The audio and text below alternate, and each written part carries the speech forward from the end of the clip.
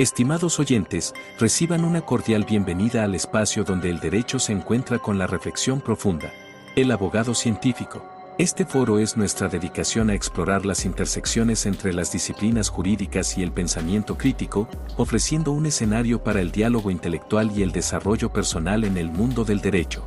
Acompaña a Andrés Arellano en este viaje de indagación y descubrimiento. Cada capítulo está diseñado para profundizar en cómo el razonamiento analítico influye y fortalece nuestras prácticas legales, desafiando las convenciones y fomentando un entorno de aprendizaje basado en la comprensión y el razonamiento lógico. El abogado científico se compromete a ser una ventana a la exploración de conceptos jurídicos a través de la lente de la metodología y filosofía científica, con un fuerte enfoque en el análisis crítico y la evidencia. Este enfoque nos permitirá abordar temas desde una perspectiva única, desentrañando las complejidades del derecho y promoviendo una práctica legal más reflexiva y fundamentada. Así, los invito a embarcarse en esta aventura de conocimiento, donde juntos exploraremos los principios que forman la esencia de la abogacía. Prepárense para un viaje hacia la comprensión profunda y el enriquecimiento intelectual. Bienvenidos a El Abogado Científico.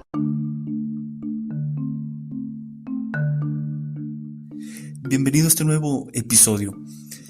Antes de iniciar, te invito a que te suscribas, lo compartas, lo califiques ahí en las estrellitas que están a tu disposición aquí en Spotify.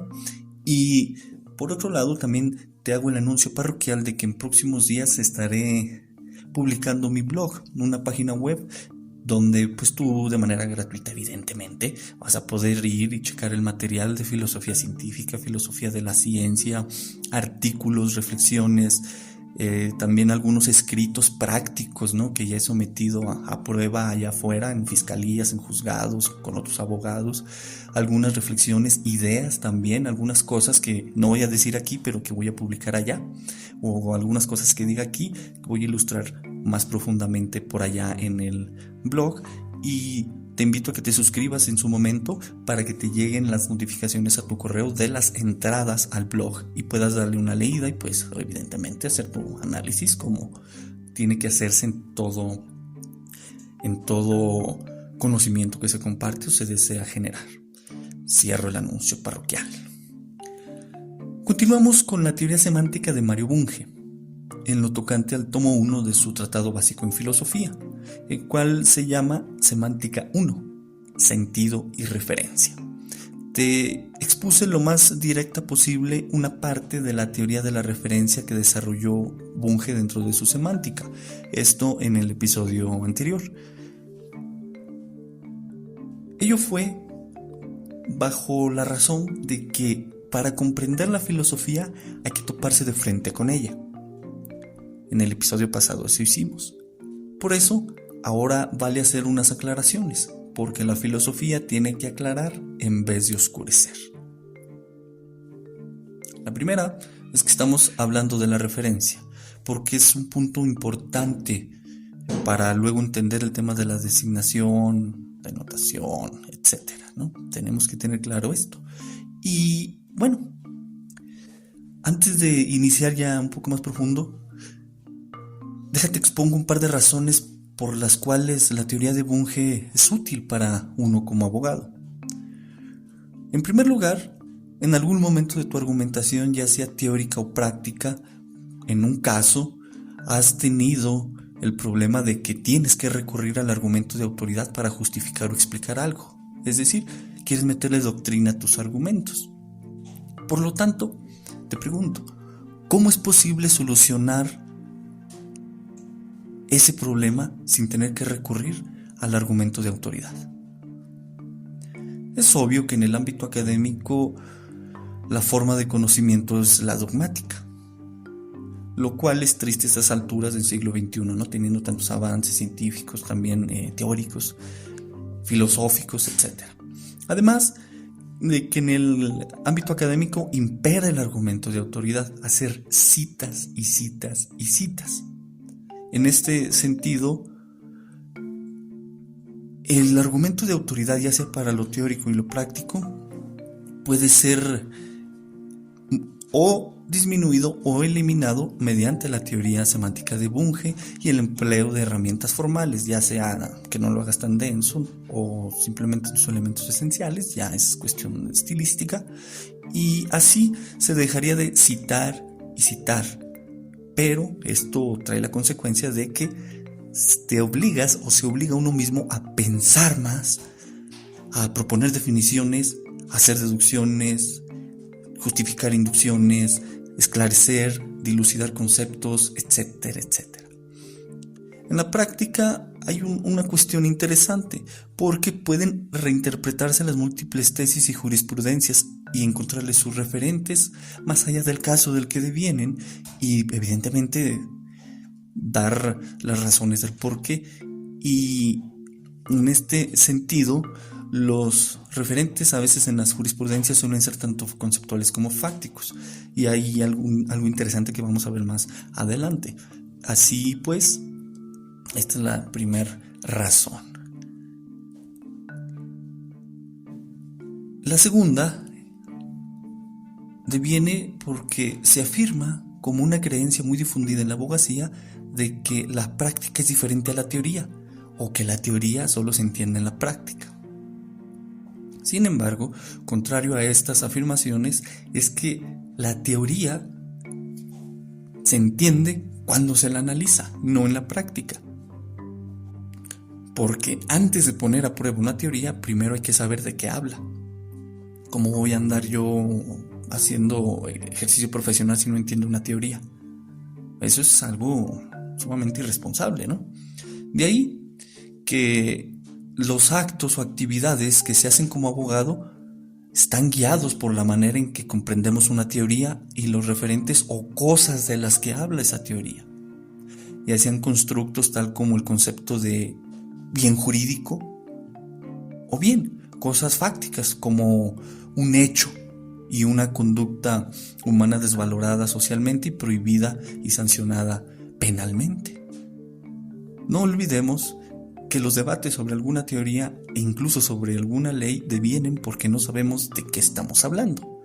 Es decir, no sabemos cuál es el conjunto de cosas o referentes de que habla el constructo. No sabemos cuál es la clase de referencia, como veremos más adelante. Bien, hagamos las aclaraciones sobre la postura de Bunge que subyace a su teoría. La primera es que Bunge construye la teoría que te expongo desde un materialismo conceptualista y ficcionista.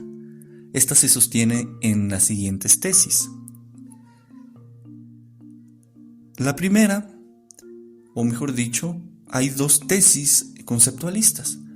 La primera indica que los objetos conceptuales no son materiales ni mentales, no son signos ni procesos cerebrales, ni sucesos que ocurren en la mente inmaterial. Son objetos que poseen una naturaleza peculiar e irreductible. La segunda tesis conceptualista indica que los objetos conceptuales no existen como objetos materiales ni como objetos mentales, y por lo tanto no están sometidos a las leyes de unos y otros. Existen en la medida en que pertenecen a ciertos contextos. La tesis ficcionista indica que la existencia conceptual, lejos de ser ideal como lo propone el platonismo, material como lo propone el nominalismo o mental como lo propone el empirismo, es fingida o convencional. Hacemos de cuenta que hay conjuntos, relaciones, funciones, números, teorías, proposiciones, etc. Por lo tanto, inventamos los objetos conceptuales y su modo de existencia. De ahí que se pide, exige y estipula que existan en determinados contextos. Y la tesis materialista indica que el concebir un objeto conceptual y asignarle existencia conceptual son dos aspectos de un mismo proceso que se da en el cerebro de algún ser racional. Los objetos conceptuales no existen de por sí ni son idénticos a los signos que los designan, ni se confunden con los pensamientos que los piensan. Por ejemplo, un teorema o una leyenda son ficticios. Podemos imaginarlos o pensarlos, y el día que dejen de ser imaginables o pensables, dejarán de existir al modo en que deja de existir una deidad, cuando el último pagano deja de existir. Estas son las tesis del materialismo conceptualista y ficcionista. Evidentemente, si no coincides con alguna, pues ahí va a haber ya un punto de discusión sobre la teoría semántica que te expongo.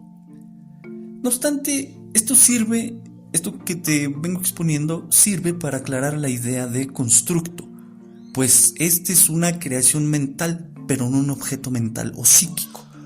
Los objetos mentales o psíquicos serían una percepción como la que te estás haciendo ahora a través de estas ondas sonoras que entran a tu canal auditivo y escuchas mi voz. Un recuerdo también es un objeto mental o psíquico, tal como el recuerdo de tu graduación de bachillerato o de la universidad. Así pues, hay 4 clases básicas de constructos, que de manera enunciativa más no limitativa, porque ahí pueden existir más, son los siguientes: conceptos, proposiciones, contextos y teorías.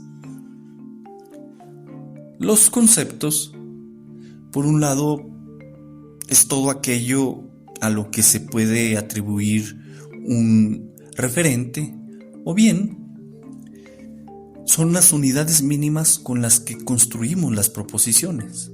Por ejemplo, la proposición "el abogado es científico", los conceptos son abogado, científico y, de manera interesante, el "es", porque esta cúpula nos puede indicar lo que es una relación lógica de inclusión. Bien. Las proposiciones son los constructos o una creación mental que satisface algún cálculo proposicional de la cual puede evaluarse su valor de verdad. El contexto es un conjunto de proposiciones formadas por conceptos con referentes comunes. Una teoría es un conjunto de proposiciones enlazadas lógicamente entre sí y que poseen referentes entre sí. Nótese la diferencia entre contexto y teoría. Esto va a quedar claro también en próximos episodios. Si quieres profundizar sobre esta cuestión de filosofía de las ciencias formales y la naturaleza de los objetos conceptuales, puedes adquirir o buscar el libro de epistemología de Mario Bunge, y a partir de la página 51 pues encuentras mucha información al respecto. Con lo expuesto, tenemos que Bunge afirma que los objetos creados por la mente, tal como un constructo, son objetos artificiales y diferentes a las cosas reales, porque los constructos son creaciones mentales y lo mental es el equivalente de un proceso cerebral. Con esto se contrapone al nominalismo y al platonismo. Estas posturas también las trata en su libro de epistemología. De momento continuamos con la teoría de la referencia, pero es necesario las anteriores aclaraciones. Según Bunge, los conceptos pueden agruparse en 2 grupos: los conjuntos y los predicados. De los primeros se encarga la teoría de conjuntos, de los segundos la lógica de predicados, pero ambos casos pueden intersectarse o pueden utilizarse para lograr una mayor especificidad respecto a lo que decimos de cierto objeto. Tomando de ejemplo un constructo tal como el predicado, se tiene que la teoría semántica de Bunge propone ver a los predicados como función proposicional o función de predicados, o sea, una fórmula matemática que ayuda a relacionar individuos con enunciados y que sirve para representar conceptualmente las propiedades de una cosa, ya sea conceptual o fáctica. De ahí que se tiene un dominio de cosas, ya sean conceptuales o fácticas, que se dirigen a o se conectan con un grupo de enunciados. Esta forma de representación ayuda a dar razones de las propiedades formales de los conceptos y objetos conceptuales, tal como las proposiciones, teorías, contextos, etc. Ahora bien, en matemáticas el predicado es lo mismo que la propiedad. notemos cómo para nosotros, al menos los que seguimos estas corrientes, pues la lógica de predicados y la teoría de conjuntos pues nos ayudan, son nuestras herramientas básicas, ¿sí? Hay quienes formalizan muchísimo, hay quienes pues nada más formalizamos de manera un poco más sencilla, y al final la noción de predicado y propiedad fuera de las matemáticas puede llegar a confundir. Para entender la diferencia entre predicado y propiedades, es necesario adentrarnos someramente al tema de la ontología, es decir, a la rama de la filosofía que busca explicar cómo está conformado el mundo. Las propiedades son una categoría ontológica que hablan de las características de una cosa. Toda cosa posee ciertas características, ya sean intrínsecas, como el número o la composición, ya sean relacionales, tales como estar entre o enlazado a. También pueden ser características cambiables, como la edad, o bien características invariables, tal como una ley natural. Por ejemplo, una propiedad o característica semántica de un constructo es su referencia. Finalmente, para expresar una propiedad o característica de una cosa requerimos de una proposición. Por su parte, al traer al terreno de lo abstracto e intentar representarlas conceptualmente, es que aquellas propiedades las expresamos mediante predicados, o sea, mediante la fórmula que nos ayuda a identificar tanto la cosa como las características que se dice mediante las proposiciones tiene esa cosa. Por eso, dice Bunge, que la función proposicional relaciona, aparea, enlaza o dirige una cosa hacia una proposición. No olvidemos que una función es una relación entre dos conjuntos, tal que a cada elemento del primer conjunto le corresponde un elemento del segundo conjunto. Con esto, de la función proposicional, esencialmente lo que Bunge plantea es que se identifique el concepto que servirá para representar la aplicación, o sea, la función o aquello que ayuda a que se tenga una correspondencia entre dos conjuntos. Así, de toda una teoría, hipótesis, postulados, etc., hay que identificar el concepto específico que interesa y que servirá para identificar la función. Luego, de toda una teoría, hipótesis, etc., hay que identificar los individuos específicos de los que habla, y de ahí hay que realizar un conjunto definido de tales individuos, ya sean objetos concretos como personas, animales, piedras, etc., o bien objetos conceptuales. Este será el conjunto dominio. Luego, nuevamente de todo el constructo, que ya sea teoría, hipótesis, afirmación, etc., hay que identificar el conjunto de los enunciados en los que aparece el concepto que interesa. Este será el codominio. Una vez bien definidos ambos conjuntos, entonces la función hará su trabajo relacionando a X individuo con Y proposición. Así pues, esto muestra que es necesario hacer un riguroso trabajo de escrutinio de una teoría, hipótesis, postulado, incluso una jurisprudencia, etc., para saber de qué habla y cómo racionalmente se da esa relación entre individuos con proposiciones, y de paso se identifican las razones que a criterio de quien construyó tal constructo lo justifican. Evidentemente, ese trabajo de análisis semántico surte sus efectos al hacer trabajo de campo o cualitativo, incluso cuando se hagan las discusiones de datos. Además, otorga una herramienta poderosa para dar razones sobre algo, ya sea a favor o en contra, y con ello reducir la necesidad de citar autores. También porque ayuda a identificar la clase de referencia. Por eso, Bunge afirma que el análisis semántico es antes del trabajo metodológico. Hasta aquí he tratado de exponer y explicar el tema de los constructos y cómo emplearlos, en particular la función proposicional, dado que, como veremos más adelante, pues el constructo nos ayuda a tener un significado, pero ahí entra la referencia. O sea, esto vamos para allá, pero ahorita es importante entender la referencia y cómo los constructos tienen un papel muy importante. Y esto, pues, evidentemente es muy diferente al nominalismo. Entonces, el tema de los constructos ya espero haberlo explicado de manera más amplia posible y cómo emplearlos. En particular esta función proposicional. Acá entre nos, te comento que he aplicado esto para analizar el propio marco teórico en el que me manejo, que es el modelo lógico del derecho penal, y me he llevado sorpresas, algunas muy gratas, otras que han sido un poco complejas, mismas que espero compartirte en un futuro. También he utilizado esta información que te expongo para analizar otras teorías, no tan extensas.